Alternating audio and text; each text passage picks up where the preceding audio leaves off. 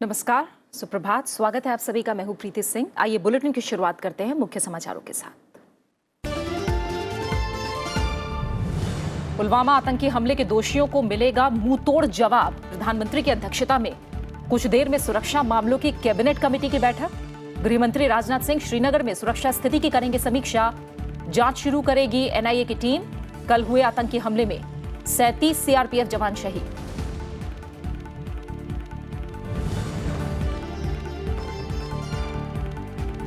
पुलवामा हमले पर भारत का पाकिस्तान को सख्त संदेश। कहा, आतंकियों को समर्थन देने के साथ ही आतंकी पनाहगाहों को खत्म करे पाकिस्तान। संयुक्त राष्ट्र के सदस्य देशों से जैश सरगना मसूद अजहर को अंतर्राष्ट्रीय आतंकवादी घोषित करने की अपील।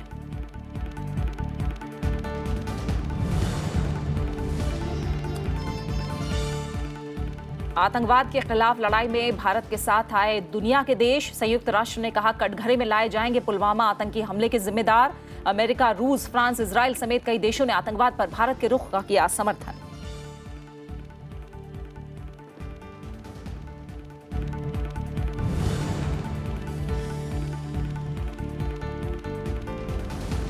सीबीएसई 12वीं की परीक्षाएं आज से शुरू। देश भर में करीब 13 लाख छात्र होंगे शामिल। 3 अप्रैल तक चलेंगी परीक्षा।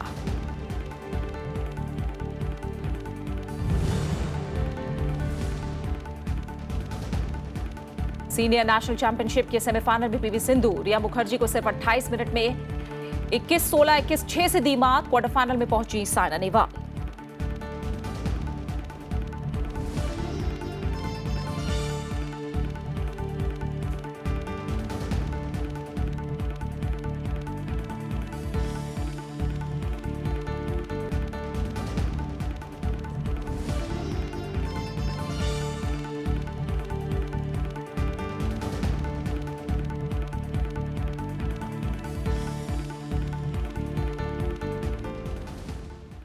जम्मू कश्मीर के पुलवामा में सीआरपीएफ पर हुए कायराना आतंकी हमले से न सिर्फ देश में रोष है, बल्कि दुनिया भर में इस घटना की कड़ी निंदा की जा रही है।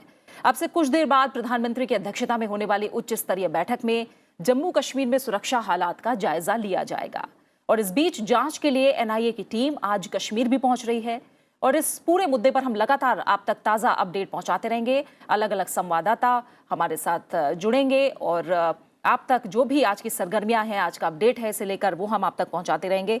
फिलहाल जम्मू कश्मीर के पुलवामा जिले में सीआरपीएफ के काफिले पर आतंकी हमले के बाद सुरक्षा काफी बढ़ा दी गई है। आपको बता दें कि हमारे साथ हमारे विदेश मामलों के संपादक अखिलेश सुमन जुड़ेंगे।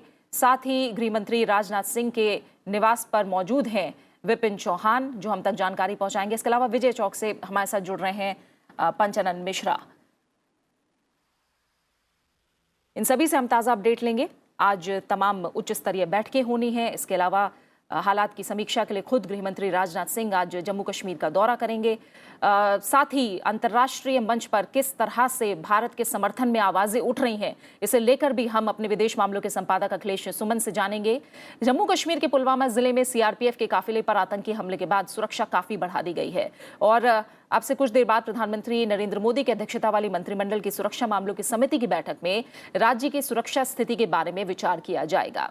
समिति में गृह मंत्री, रक्षा मंत्री, विदेश मंत्री और वित्त मंत्री शामिल हैं। इस बीच केंद्रीय गृह मंत्री राजनाथ सिंह ने अपना बिहार दौरा रद्द कर दिया है। आतंकवादी हमले से उत्पन्न स्थिति का जायजा लेने के लिए आज वो श्रीनगर का दौरा करेंगे। इससे पहले राजनाथ सिंह ने हमले के बाद जम्मू कश्मीर के राज्यपाल सत्यपाल मलिक से बातचीत की और सीआरपीएफ के काफिले पर आतंकवादियों के घातक हमले के बाद की राज्य की स्थिति का जायजा भी लिया। उन्होंने राष्ट्रीय सुरक्षा सलाहकार अजीत डोभाल, केंद्रीय गृह सचिव राजीव गाबा, खुफिया ब्यूरो आईबी के निदेशक राजीव जैन, केंद्रीय रिजर्व पुलिस बल यानी सीआरपीएफ के महानिदेशक और आर भटनागर से भी बातचीत की और उन्हें जरूरी निर्देश दिए गए हैं। गृह मंत्रालय स्थिति पर कड़ी नजर रख रहा है। गृह मंत्री राजनाथ सिंह ने इस कायरतापूर्ण हमले की कड़ी निंदा करते हुए इसे बहुत ही दर्दनाक और विचलित करने वाला बताया है। घाटी में सीआरपीएफ जवानों पर आतंकी हमले के बाद पूरे दक्षिण कश्मीर में मोबाइल इंटरनेट सेवा बंद कर दी गई है। साथ ही पूरे कश्मीर में अलर्ट जारी कर दिया गया है। गृह मंत्रालय इस जघन्य हमले की जांच के लिए राष्ट्रीय सुरक्षा एजेंसी और फोरेंसिक विशेषज्ञों के दल को घटनास्थल पर रवाना कर दिया गया है। जम्मू कश्मीर में उरी हमले के बाद ये अब तक का सबसे बड़ा आतंकी हमला है। हमारे सीआरपीएफ के बहादुर जवानों पर जो आतंकवादी हमला हुआ है वो पाकिस्तान स्थित और उनके द्वारा संरक्षित आतंकवादी संगठन जैश ए मोहम्मद ने किया है, जिसकी मैं और सारा देश भर्त्सना करता है। इस आतंकी हमले का समुचित जवाब देने के लिए सारा देश एकजुट है। हम अपनी जिम्मेदारियों को अच्छी तरह समझते हैं और देश की जनता को यह भरोसा देते हैं कि इस पर जो भी कार्रवाई करना आवश्यक है उसे करने में हम कोई कसर नहीं छोड़ेंगे। हम शांति और अमन को भंग करने वालों के नापाक मंसूबों को नाकाम करने के लिए पूरी तरह से दृढ़ संकल्पित हैं। हम देश को आश्वस्त करना चाहते हैं। No, certainly this is a dastardly act and done out of desperation. There is no second opinion about it. Just as rightly the Honourable Prime Minister has said, the Honourable Home Minister has said, this is not going to be spared. Nobody is going to be spared. Those who have done this, those who have perpetrated, those who have supported it. और इस समय हम अपने संवाददाता विपिन चौहान का रुख करेंगे, जो कि गृह मंत्री राजनाथ सिंह के घर के बाहर मौजूद हैं। विपिन, आज प्रधानमंत्री की अध्यक्षता में कुछ देर में सुरक्षा मामलों की कैबिनेट कमेटी की बैठक होगी, जिसमें गृह मंत्री शामिल होंगे। साथ ही आज वो स्थिति का जायजा लेने के लिए श्रीनगर का भी दौरा करेंगे। किस तरह की सरगर्मियां आज रहने वाली हैं?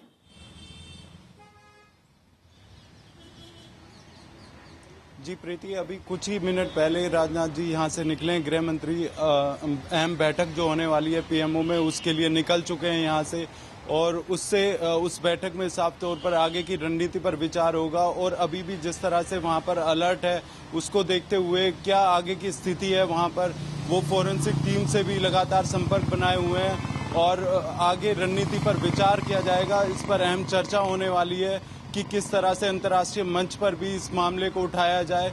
जिस तरह की कायराना हरकत की है पाकिस्तान की तरफ से, वो कहीं ना कहीं शर्मसार करने वाली है। लगातार इस तरह के घटनाक्रम को पाकिस्तान अंजाम देता रहता है, क्योंकि वो जानता है कि भारत से आमने सामने की लड़ाई किसी भी तरह से नहीं जीत सकता। इस तरह की प्रॉक्सी वार वो लगातार जम्मू कश्मीर में करता रहता है। और देश भर में हम जो नरेंद्र मोदी सरकार की जो पहल रही थी वो यही कि पड़ोसियों से हमेशा रिश्ते सुधारे जाएं।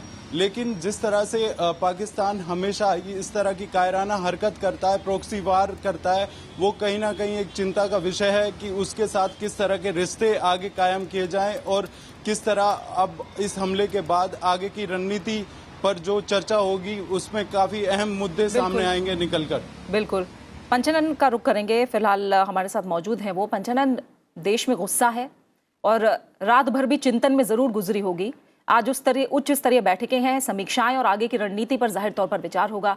मिलिट्री एक्शन की बात हो, कूटनीतिक कदम या फिर रणनीतिक स्तर पर बदलाव, किस तरह से और किन पहलुओं पर समीक्षा हो सकती है आज?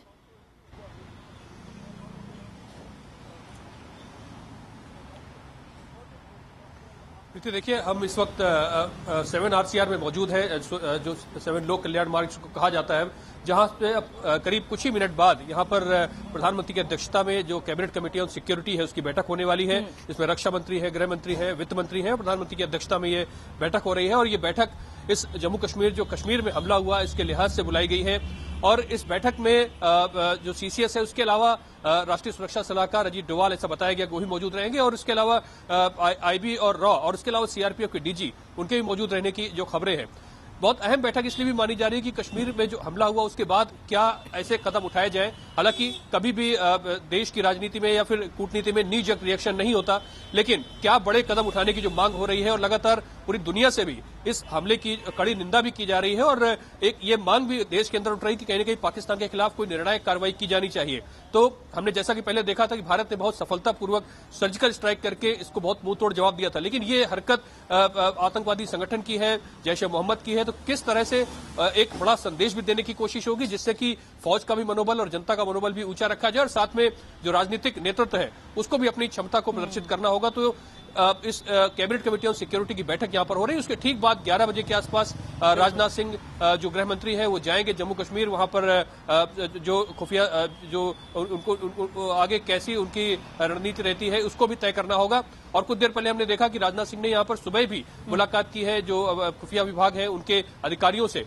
तो अब एक देश में जो माहौल बना है कि पाकिस्तान ने किस तरह से यहां पर प्रॉक्सी वॉर को चला रखा है और आतंकवाद को शह उसकी जमीन से दिया जाता है, उसके लिए एक क्या आगे की रणनीति बनाई जाए, उस पर एक कुछ बातें अहम निकल कर आ सकती हैं। बिल्कुल बिल्कुल, आप सभी हमारे साथ बने रहिए, आपसे तमाम और जानकारियां हैं जो लेनी है।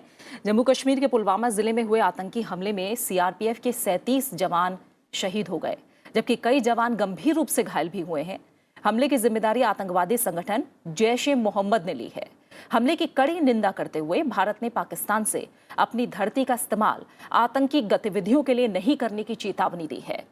विदेश मंत्रालय ने कहा है कि पुलवामा में आत्मघाती हमले के लिए जिम्मेदार आतंकी संगठन जैश ए मोहम्मद के सरगना मसूद अजहर पर अंतर्राष्ट्रीय स्तर पर पाबंदी के लिए मुहिम तेज की जाएगी। विदेश मंत्रालय ने अंतर्राष्ट्रीय समुदाय से अपील की है कि वो सुरक्षा परिषद के प्रस्ताव के तहत पाकिस्तान से आतंकी गतिविधियों का संचालन कर रहे जैश ए मोहम्मद और उसके सरगना पर पाबंदी लगाए। भारत ने आरोप लगाया है कि पाकिस्तान की शह पर ही जैश ए मोहम्मद भारत में आतंकी हमलों को अंजाम दे रहा है। विदेश मंत्रालय ने जैश ए मोहम्मद जैसे आतंकी संगठनों को समर्थन और शह देने वाले पाकिस्तान से आतंकी संगठनों के ढांचे को ध्वस्त करने को भी कहा है। साथ ही भरोसा दिया है कि भारत सरकार राष्ट्रीय सुरक्षा के लिए जरूरी सभी ठोस कदम उठाएगी। सरकार सुरक्षा बलों पर किए गए इस हमले की कड़े से कड़े शब्दों में निंदा करती है।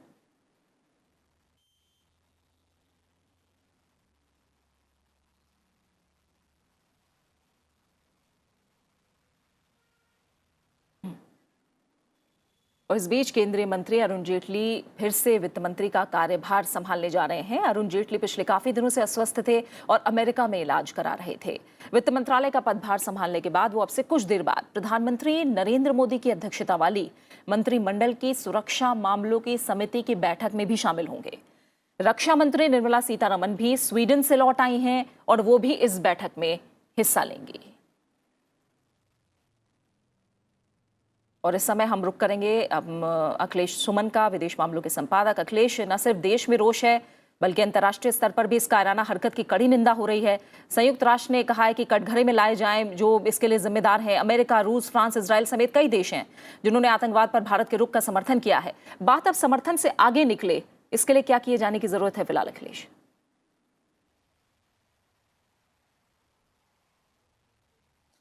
देखिए, निश्चित तौर पे जो कल की ये घटना हुई, उस घटना के बाद पूरी दुनिया एक तरीके से कहें कि हमारे पक्ष में खड़ी हो गई है, और दो देशों को छोड़कर, एक चीन को और दूसरे पाकिस्तान को।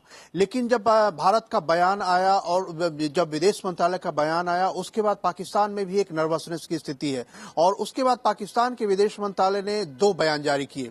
एक बयान जारी किया जिसमें कि उन्होंने एक बहुत ही कच्चे तरीके से उन्होंने कहा कि वो पूरी दुनिया में हर तरह की हिंसा का विरोध करते हैं, और भारत के एक सेक्शन और मीडिया पर उन्होंने आरोप लगाया कि वो पाकिस्तान को जानबूझकर इस मामले में घसीटने की कोशिश कर रहे हैं बिना किसी जांच के।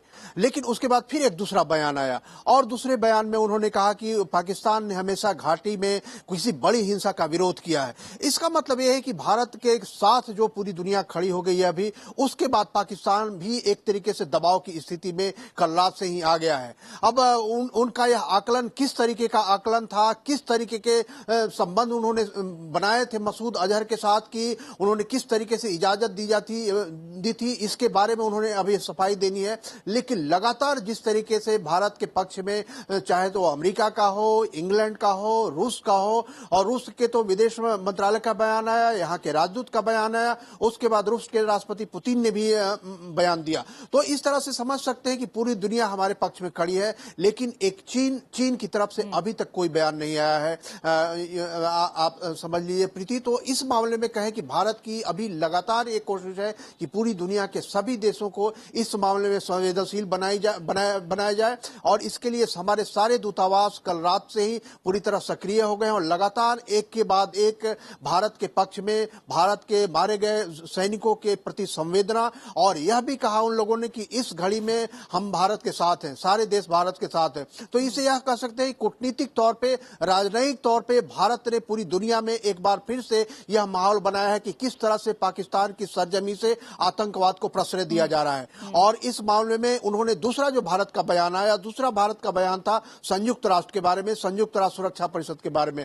और निश्चित तौर पर भारत ने कहा कि संयुक्त राष्ट्र सुरक्षा परिषद और संयुक्त राष्ट्र के जो सदस्य देश हैं उनसे वो भारत मांग करता है कि 1267 का जो रेजोल्यूशन है इसमें जैसे मोहम्मद के मुखिया पर प्रतिबंध लगाने की बात है उसमें वो सहयोग करें, उसमें वो मदद ले, इनिशिएटिव ले। निश्चित तौर पे चीन की तरफ इशारा है, चीन लगातार ब्लॉक करता रहा है और उस पर भी दबाव बनाने की पूरी कोशिश फिलहाल भारत की तरफ से की जाएगी। इस बीच अखिलेश, हम आपका दोबारा रुख करेंगे। बता दें कि जम्मू कश्मीर के पुलवामा में सीआरपीएफ पर हुए आतंकी हमले से न सिर्फ देश में रोष है बल्कि दुनिया भर से इस घटना की निंदा हो रही है। जैसे अभी हम बात भी कर रहे थे, पुलवामा आतंकी हमले की संयुक्त राष्ट्र महासचिव एंटोनियो गुतेरेस ने निंदा की है। साथ ही उन्होंने कहा है कि दोषियों को सजा मिलनी चाहिए। We strongly condemn attack in Jammu and Kashmir's Pulwama district and express our deepest condolences to the families of those who lost their lives and to the government and people of India. We of course wish a speedy recovery to those injured and call for those behind the attack to be brought to justice. वहीं America के राजदूत केन gesture ने हमले की कड़ी निंदा करते हुए शहीद सैन्य बलों के परिवारों के साथ गहरी संवेदना जताई है। अमेरिका भारत के साथ आतंकवाद के खिलाफ और इसे हराने में हमेशा मदद करता रहेगा, इसे लेकर उन्होंने ट्वीट किया है। वहीं फ्रांस के राजदूत अलेक्जेंड्रे जिगलर ने इस हमले को बेहद घृणास्पद बताते हुए कहा है कि फ्रांस भारत के साथ आतंकवाद से जुड़े हर मुद्दे पर खड़ा है। रूस के राष्ट्रपति व्लादिमीर पुतिन ने जम्मू कश्मीर में सीआरपीएफ के काफिले पर हुए आतंकी हमले की निंदा की है। ब्रिटेन के विदेश सचिव ने आतंकी हमले की निंदा की है। साथ ही नेपाल ने पुलवामा हमले की कड़ी निंदा की है। नेपाल ने कड़े शब्दों में कहा है कि दुख की इस घड़ी में नेपाल भारत के साथ खड़ा है। वहीं श्रीलंका के प्रधानमंत्री रानिल विक्रमसिंघे ने कहा कि कश्मीर के पुलवामा जिले में हुए क्रूर आतंकी हमले की मैं निंदा करता हूं। उन्होंने शहीदों के परिवार के प्रति संवेदना जाहिर की है। इसके अलावा Australia, Bhutan, Bangladesh, Germany, Italy समेत विश्व समुदाय ने एक सुर में इस हमले की निंदा करते हुए आतंक के खिलाफ लड़ाई में भारत का साथ देने की बात कही है।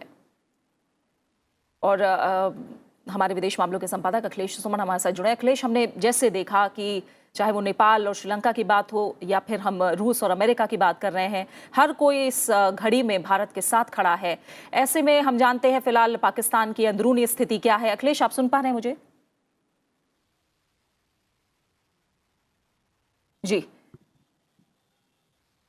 हम कोशिश करेंगे। अखिलेश तक हमारी आवाज़ नहीं पहुंच रही है, हम उनसे बात करने की फिलहाल कोशिश करेंगे। और हमने देखा किस तरह से अंतर्राष्ट्रीय स्तर पर एक सुर में इस आतंकवादी हमले की कड़ी निंदा हो रही है। वहीं राष्ट्रपति रामनाथ कोविंद ने पुलवामा में हुए आतंकी हमले की कड़ी निंदा की है। उन्होंने कहा कि शहीदों के परिजनों के लिए ये दुख की घड़ी है।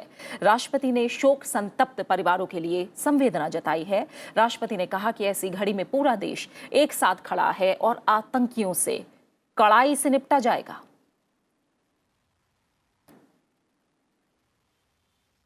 वहीं पुलवामा में जवानों की शहादत पर उपराष्ट्रपति एम वेंकैया नायडू ने गहरा शोक जताया है। उन्होंने ट्विटर पर लिखा कि सीआरपीएफ काफिले पर हुए हमले से वो स्तब्ध हैं।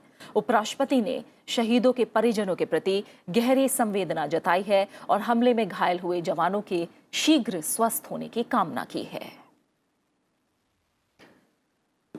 अखिलेश सुमन हमारे साथ जुड़े हुए हैं। अखिलेश, हम देख रहे हैं अंतर्राष्ट्रीय स्तर पर किस तरह से भारत के साथ पूरा अंतर्राष्ट्रीय समुदाय खड़ा है। आप बात कर रहे हैं, हालांकि चीन की तरफ से जो प्रतिक्रिया आनी चाहिए वो नहीं आई है। इसके अलावा हम जानते हैं कि पाकिस्तान की अंदरूनी स्थिति क्या है। हर जगह एक तरह से कहा जाए कि झोली फैलाने वाली स्थिति है। आर्थिक हालात जो हैं वो बहुत बुरे दौर से गुजर रहे हैं पाकिस्तान के अंदर।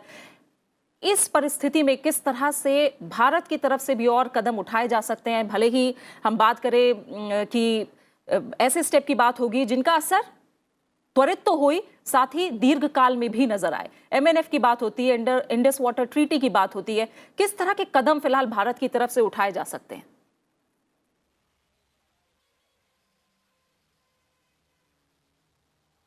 देखिए, अभी सबसे बड़ी बात तो प्रीति यह है कि करतारपुर कॉरिडोर पे जो बातचीत शुरू हुई थी, भारत ने प्रस्ताव दिया था, पाकिस्तान ने भी प्रस्ताव को माना और उसके बाद इमरान खान की तरफ से कई तरह के बयान आए, लेकिन फिर भी भारत ने समझा कि ये जो शांति प्रयास है उस शांति प्रयास में लगे रहना चाहिए। इस बीच में पाकिस्तान के विदेश मंत्री शाह महमूद कुरैशी का बयान आया कि उन्होंने गुगली कर दी।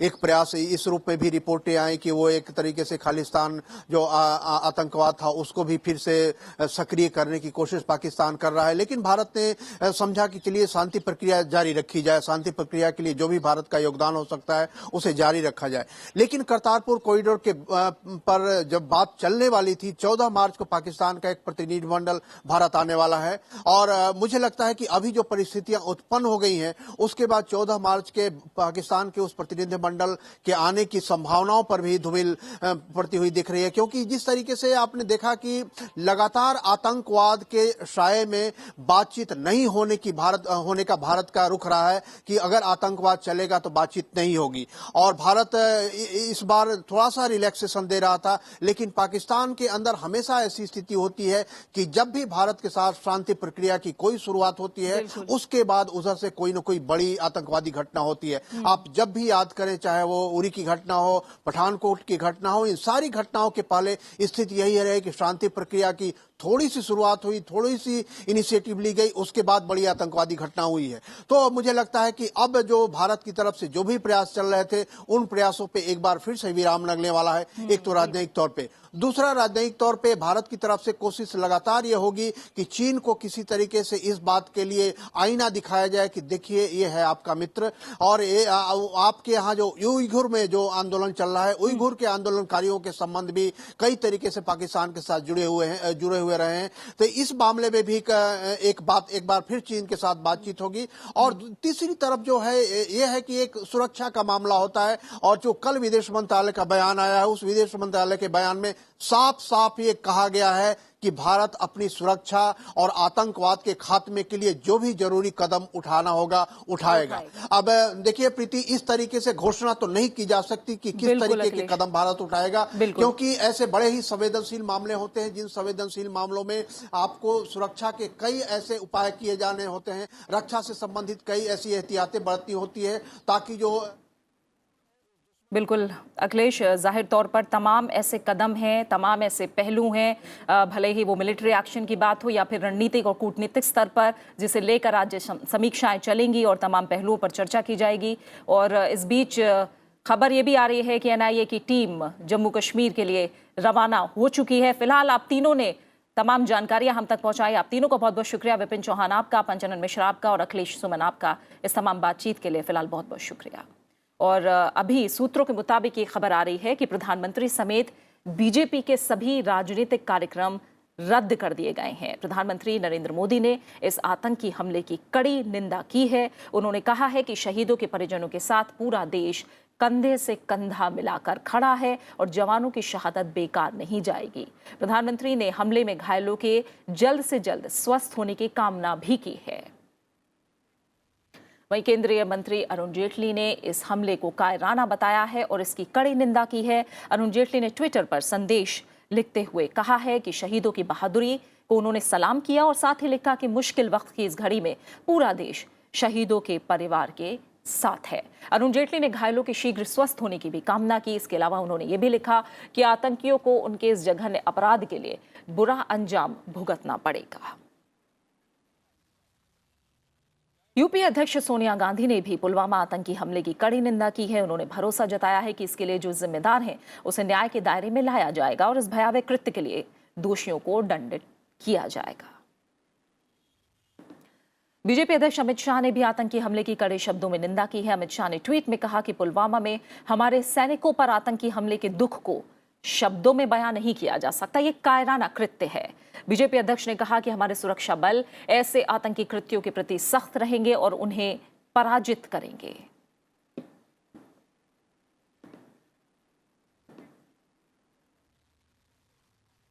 फिलहाल आज प्रधानमंत्री की अध्यक्षता में जो उच्च स्तरीय बैठक है सुरक्षा मामलों को लेकर वो शुरू हो चुकी है। इसके अलावा जो एनआईए की टीम है वो भी जम्मू कश्मीर के लिए रवाना हो चुकी है। आइए अब कुछ और अहम खबरों का रुख करते हैं। प्रधानमंत्री नरेंद्र मोदी पहली मध्यम तेज गति वाली वंदे भारत एक्सप्रेस रेलगाड़ी को झंडी दिखाकर रवाना करने वाले हैं। इस गाड़ी से दिल्ली और वाराणसी के बीच की यात्रा केवल 8 घंटों में पूरी हो जाएगी। रेलगाड़ी सोमवार और गुरुवार को छोड़कर सभी दिन चलेगी। प्रधानमंत्री इस अवसर पर रेलगाड़ी में यात्री सुविधाओं का जायजा लेंगे और लोगों को संबोधित भी करेंगे। ये गाड़ी नई दिल्ली से कानपुर और इलाहाबाद होते हुए वाराणसी जाएगी। वंदे भारत एक्सप्रेस के पहले सफर पर केंद्रीय रेल मंत्री पीयूष गोयल इसमें यात्रा करने वाले अधिकारियों और मीडिया कर्मियों के दल का नेतृत्व करेंगे। वंदे भारत एक्सप्रेस 160 किलोमीटर प्रति घंटे तक की तेज रफ्तार ले सकती है। इसमें यात्रियों के लिए शताब्दी रेलगाड़ी की तरह विभिन्न श्रेणियां बनाई गई हैं, लेकिन यात्री सुविधाएं उससे बेहतर हैं। भारतीय रेल का मेक इन इंडिया प्रयास मध्यम तेज गति वाली वंदे भारत एक्सप्रेस रेलगाड़ी के रूप में साकार हुआ है।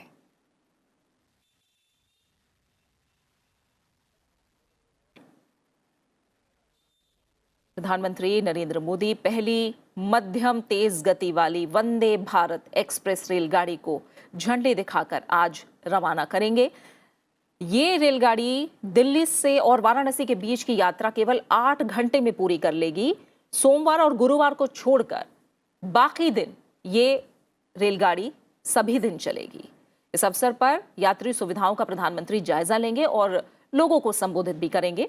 नई दिल्ली से ये कानपुर और इलाहाबाद होते हुए वाराणसी जाएगी। वंदे भारत एक्सप्रेस के पहले सफर में केंद्रीय रेल मंत्री पीयूष गोयल इसमें यात्रा करने वाले अधिकारियों और मीडिया कर्मियों के दल का नेतृत्व भी करेंगे। और वंदे भारत एक्सप्रेस 160 किलोमीटर प्रति घंटे तक की तेज रफ्तार पकड़ सकती है। इसके अलावा शताब्दी रेलगाड़ी की तरह विभिन्न श्रेणियां इसमें भी बनाई गई हैं। अनु दीवान हमारे संवाददाता नई दिल्ली रेलवे स्टेशन से फिलहाल हमारे साथ जुड़े हैं, उनका हम रुख करेंगे। अनु, अगर इस गाड़ी की खासियत के बारे में बात करें तो किस तरह की खासियत है और किस तरह की तैयारियां हैं आज इसकी शुरुआत को लेकर? हम जानते हैं कि मेक इन इंडिया प्रयास के तहत ये रेलगाड़ी ने सपना साकार किया है। बिल्कुल प्रीति, इस वक्त हम नई दिल्ली रेलवे स्टेशन पर ही हैं और उसी ट्रेन के बिल्कुल साथ में खड़े हैं जहां से प्रधानमंत्री नरेंद्र मोदी इस ट्रेन को हरी झंडी दिखाएंगे। मैं आपको वो ट्रेन दिखाना चाहती हूं किस तरह ये ट्रेन एकदम तैयार है। कुछ ही देर में यहाँ पे प्रधानमंत्री नरेंद्र मोदी आएंगे और इस ट्रेन को हरी झंडी दिखाएंगे जो आज दिल्ली से वाराणसी चलेगी। फिलहाल अगर मैं आपको इनकी सुविधाओं की बात करूँ तो गति, सुरक्षा और सुविधा यही इस ट्रेन की पहचान है। तमाम वाईफाई की सुविधा इस ट्रेन में उपलब्ध है, आरामदायक सीटें हैं, तमाम हाईटेक सुविधाओं के साथ इस ट्रेन को बनाया गया है। मेक इन इंडिया इनिशिएटिव में ये सबसे बड़ी कामयाबी हम देख रहे हैं। ऑटोमेटिक डोर्स है इस ट्रेन में। तो जिस तरह से कहा गया था कि ट्रेन 18 एक बड़ी कामयाबी होगी, वाकई में अगर यहाँ पे इस ट्रेन के जरिए यात्री जो सफर करेंगे वो खुद बता पाएंगे कि कितनी बड़ी उपलब्धि है और किस तरह से ट्रेन 18 जो सेमी हाई स्पीड ट्रेन है वो तमाम सुविधाओं के साथ किस तरह से एक दिल्ली से वाराणसी तक का सफर और आसान करेगी। सबसे बड़ी बात प्रीति ये है कि दिल्ली और वाराणसी एक ऐसे शहर है जहाँ पे देश ही नहीं विदेश से भी टूरिस्ट पर्यटक आते हैं। लेकिन दिल्ली से वाराणसी तक का सफर जो होता था वो पहले 11 से 12 घंटे में होता था, लेकिन इस सेमी हाई स्पीड ट्रेन के जरिए अब ये सफर 8 से 9 घंटे में पूरा हो जाएगा। बिल्कुल बिल्कुल अनु, फिलहाल बहुत बहुत शुक्रिया आपका इस बातचीत के लिए, इस जानकारी को हम तक पहुंचाने के लिए। तो यात्री सुविधाएं शताब्दी रेल से भी बेहतर होंगी और 160 किलोमीटर प्रति घंटे तक की रफ्तार ये रेलगाड़ी पकड़ पाएगी। मेक इन इंडिया के तहत मध्यम तेज गति की रेलगाड़ी को बनाने का सपना साकार हुआ है फिलहाल, जिसे आज देश को समर्पित करेंगे प्रधानमंत्री नरेंद्र मोदी। फिलहाल सुबह 9 बजे की खबरों में मेरे साथ इतना ही। ब्रेक के बाद आगे विशेष में देखिए 16वीं लोकसभा आखिरी दिन। नमस्कार।